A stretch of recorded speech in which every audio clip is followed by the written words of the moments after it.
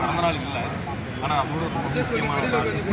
எல்லாரோட பிறந்தநாளுக்கும் தலைவர் என்ன பண்ணுவார்னா ஒரு மரக்கன்று கொடுத்து அவங்க பேரில் அர்ச்சனை பண்ணி வாழ்த்துறது வழக்கம் இல்லையா. இன்றைக்கி வந்து உலக சுற்றுச்சூழல் தினம். அதனால் வந்து இன்றைக்கி அதாவது வைரமுத்து கவிதை சொல்கிறாரு, மறந்தான் மறந்தான் எல்லாம் மறந்தான் மனிதனதை மறந்தான் அப்படின்னு.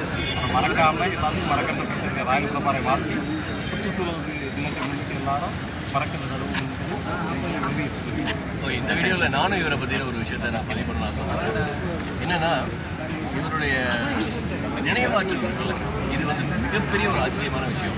இப்போ கூட ஒரு ஆக்டரோட நம்பர் கேட்டேன், நம்மளாம் மொபைல் எடுத்துகிட்டு நோண்டிகிட்டே எல்லாம் பார்த்துட்டு இருப்போம். ஆனால் இவர் டக்குன்னு அந்த நம்பர் சொல்லிட்டாரு. அது மட்டும் இல்லை, ஒவ்வொருத்தரோட பிறந்தநாளும் இவருக்கு வந்து இங்கே கம்ப்யூட்டர் மாதிரி இங்கே சேவ் ஆகிருக்கு. அன்னைக்கு அவராகவே கால் பண்ணி நம்மளை கூப்பிட்டு விஷ் பண்ணுறதோட மட்டும் இல்லாமல் கோயிலில் போய் அர்ச்சனை பண்ணிட்டு வந்து நம்ம சார்பாக ஒரு மரம் நட்டு. உண்மையாகவே இவர் வந்து சுற்றுச்சூழல் ஆர்வலர் தான்.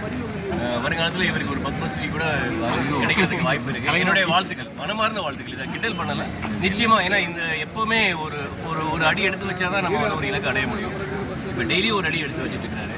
நிச்சயமாக பிரபாகர் வந்து பத்மஸ்ரீ வாங்கினா நான் ரொம்ப சந்தோஷப்படுறேன்.